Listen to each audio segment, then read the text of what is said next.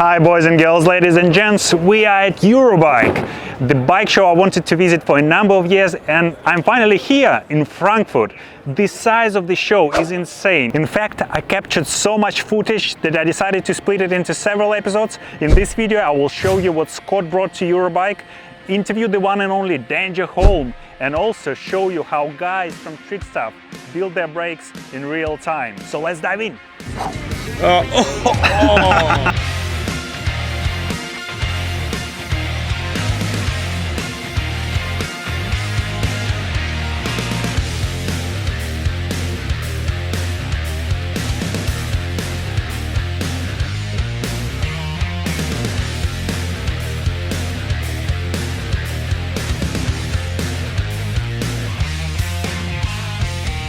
Dream wheels for my mountain bike.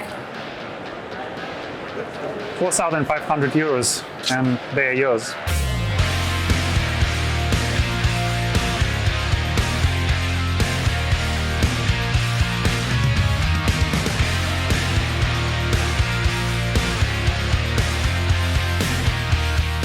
Scott told me to come to Eurobike and bring a couple of bikes, and I figured that they will put like a couple of stands for me in the back. But at the end, your photos are like everywhere. All of this is here, so I feel quite overwhelmed. You know, I've been sitting in a garage for like 3 months, just myself on my own, and here it's like whoa. It's like scrape that off, and as long as it's white dust coming up, this is 30 hours. 30 hours. 30 hours. Yeah, so it's crazy. Hi Gustav. Guys, if you don't know who it is, you should check his Instagram page, Dangerholm, for some next level weight weenie bikes, especially mountain bikes, but now you are switching to a duck side as well. Yeah. I'd like to see you in this outfit on a Scott foil in aero position. Maybe, it would be maybe I can like trim the shorts in a little bit, make even more aero. further, Yeah. Oh, but I should stand like this. Yeah. Ah! You know, Not even close. People expect me to be a lot bigger, but I'm like 73 kilos, and it's just being a little bit ripped. Okay. Yeah. I need to work on my muscles more. Tell us what you brought to the show, because you have some really great bikes. Yeah, exactly. The foil is of course a new working project, but I have some mountain bikes here. And first out is the new Scott Spark, which is it's called the RC Hypersonic, and it's meant to be like a really modern mountain bike. You know, 120 millimeter travel, 2.4 inch tires, dropper, but at a low and like kind of old school weight. You know, so the bike weighs 9.19 kilos with pedals. Nice. And features some cool stuff like prototype crankset, and we should check it out. Let's check it out. What's unique? I'm asking this question and looking at this bike, like everything is pretty much unique. Yeah, there's a lot of stuff going on, but I guess what is standard in this bike? Yeah, that's a good question actually. I guess the seat post is almost standard, but anyway, one of the to mention the highlights is, for example, the new Intend Samurai fork, which is the lightest 120 millimeter travel fork on the market.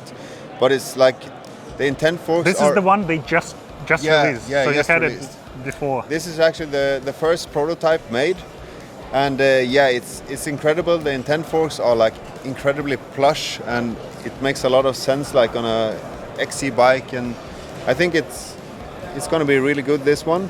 And also you have, like I mentioned, the prototype Garbaruk crankset. I think it will be released later this year. It's only like 20 grams heavier than a Carbon XX1 crankset, so that's amazing. 380 grams and looks like...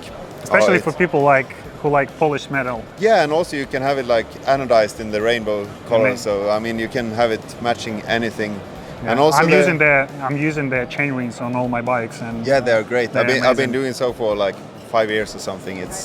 They're so good. I was on the rotor stand, Yeah. and I was asking them why they are not showing their cassettes on their stand. It's all about cranks. Yeah. And they said, nah, everyone is asking about the cassettes, but at least you are showing the cassettes on your bikes. Yeah, exactly. I actually bought a rotor cassette last year for my gravel bike because I just wanted to try it out, and turns out it actually works quite well. And the main reason I use them are actually like the gearing range. They I have thought some- you would say weight. Yeah, they are of course really light too, but the gearing range is cool. It's, for example, with this bike, now I have the 1146 mounted, and then they also have the 1152. So I actually have two cassettes for the bike, Yeah. because I don't think that it makes sense to have like the 1052 range All the for time. every rider, Yeah. and especially not on lightweight XC bikes, because these bikes are fast and most riders are like decently strong at least and can push it. Why did you choose these colors for the bike? No, it's sometimes I want to make a really beautiful bike. I painted like I thought full, they're all- full bikes. all and- beautiful, no? Oh yeah, but relatively. the thing with this one is I wanted to do something a little bit different. You know, you can look at a like racing car and see like a crazy race livery. You would never Yeah. have it on your own car at home, but I mean it looks cool, and I kind of wanted to have this bike giving the same vibe. It's a little bit of a shame because the color is actually really cool. It shifts in the rainbow colors. It's like 100 euros for 250 milliliters or something. We'll try but to show it on the camera. Don't yeah, worry. yeah. I'll do my best. Yeah, but it's really nice. And then of course the wheel set is actually quite cool. It's 1035 grams for 30 millimeter inner, 29-inch wheel set with steel spokes. So it's essentially as light as it gets. And you polished the spokes yourself. That's Yeah, it took like 2 days. 2 days. Yeah, That's what I it wanted was- to ask. It was horrible. Yeah, but it was horrible. but Is the it end result satin is. or did Yeah, you it's a set him? You need to seal the spokes just for Gustav. Save him 2 days of Yeah, work. yeah, exactly. So CX Super, which is the lightest one with 1.8 millimeter nipples. so- Nipples, yeah. Yeah, exactly. Impressive.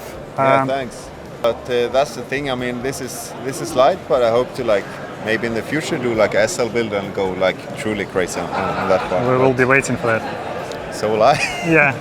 How did modifying bikes and drilling came into your life?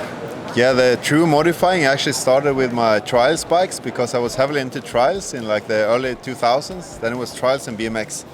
And of course for trials I wanted to have a lightweight bike, and I bought some like bash guard, and it was like a chunk of solid aluminium. Yeah. And I was like super skinny kid, I weighed like 55 kilos or something. So I was like, oh yeah, I should be able to drill this. And that was like the first part I ever drilled. It was a bash guard for a trials bike. You should post this on your Instagram, because I didn't know. I'm come No. from trials, and I didn't know Yeah. you came from trials. So No, it no, was like, yeah, I used to ride like Cox bikes, and I had my first real one was a Orange Zero, the 26-inch. Yeah. And yeah, it was so cool. It was like, I love that frame. It had like crazy, because You it start was, with cross-country frames with very low settle, Yeah, and then and- you have specific yeah, trials and, variant. yeah, and it was so annoying because it had like the smallest tire clearance, the orange frame. Yeah. So I had like one of the wide trial rims, but I can only use a 2.0 front tire as the rear. So I'll tell you a secret, people still use 2.0 on the front. on the front, yeah, but not on the rear. No, yeah. exactly. So yeah, at some point I'm gonna have to be like a bad trials rider again. Are you doing trials? No, it's been many years now, 12 But years. you still have the skills, right? If we give you the trials Hopefully. bike, But tomorrow there will be a drop and roll show. You know, Yeah. you can come up to Danny McCaskill and ask him to. Here we go, all the way from the Isle of Skye in the west. Gustav asked me about the carbon fiber microphone. It's actually a seat post from from Björn. Beyond. You know them. Yeah, of course I know them. Yeah. Of course you know them, but why you're not using their components on your bike? Yeah, well, they have more complained about the products I used and not offer their own. So Here you Yeah. go, Artyom, Ivan. You need to send some stuff to Gustav yeah, we'll work it out for sure. because it's great. Yeah. Yeah, but they make some really cool stuff. I mean, I saw the new GPS holder. Yeah, exactly. Super clever, really nice. So yeah. Okay, I'll let them know. Yeah, Well, keep it up. they watch the video. They will know themselves. Yeah, but I like the application here. It's like it's lightweight. It's a little bit safer. It's So if it's perfect. longer, you see. Yeah, Usually exactly. the boomsticks is like this. Yeah. And you have to stand like this. It's like- No, I kept the Perfect. distance. It was nice to talk to you, and Likewise. keep on shocking people with your Lemmy shots. I will. Can't help it. If they don't like it, it's not my problem. Yeah, exactly. And impressing everyone with your bikes. Yeah. Well done. Cheers. Thanks so much. Yeah, see ya. See ya.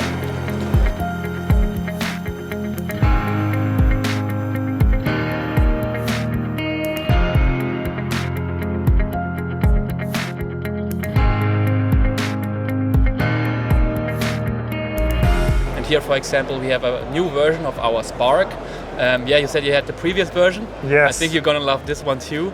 I know. Because Just now need to save some money okay. to buy it. Yeah.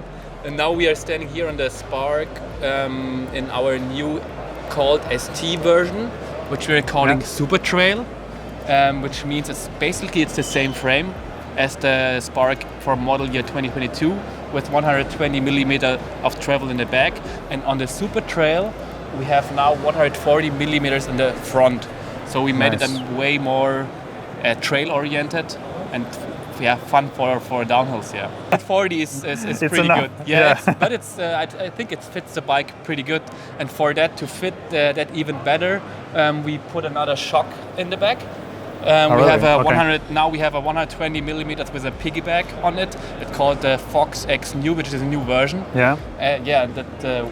But it's still 120 on the back. Yeah, it's still 120, but now we have more progression and better feedback to when you're hitting the trails. Yeah. Nice. And we have more grippy tires on this ST bikes. And what's also you have on your Spark the twin lock system.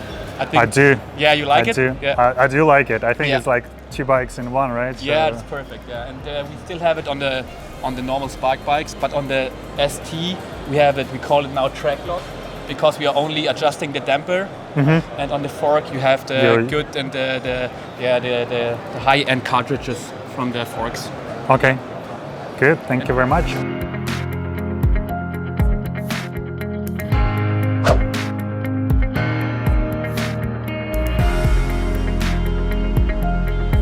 I guess the main question is what is the waiting time currently? It's roughly about 18 to 24 months, we say. That's They must be really worth it because so many people are happy to wait, right? I mean, they are worth it, definitely.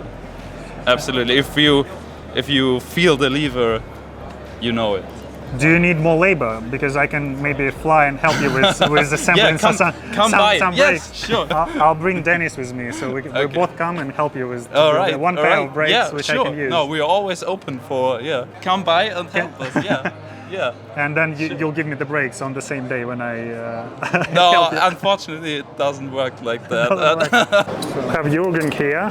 He will be building Trickstuff Dritissimo brakes at the show right now in front of us.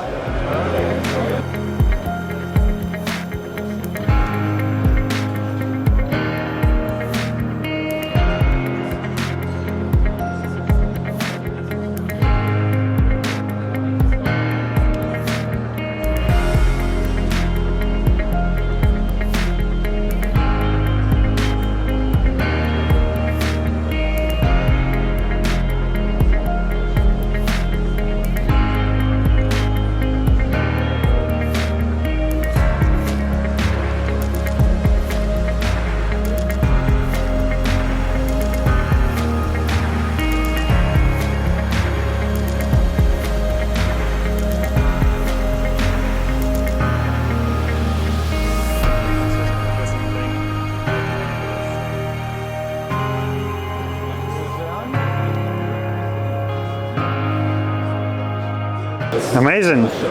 Now I understand why we have to wait for a year and a half to get this masterpiece. It's all hand built, yeah. Run, Dennis, run! Well, that's all I wanted to show in this first episode from Eurobike. I hope you liked it. Don't forget to subscribe to my channel not to miss the second episode where I will be talking to more interesting people, including Danny McCaskill. I will also show you some more interesting parts, bikes and brands from Eurobike. So stay tuned and see you in the next episode.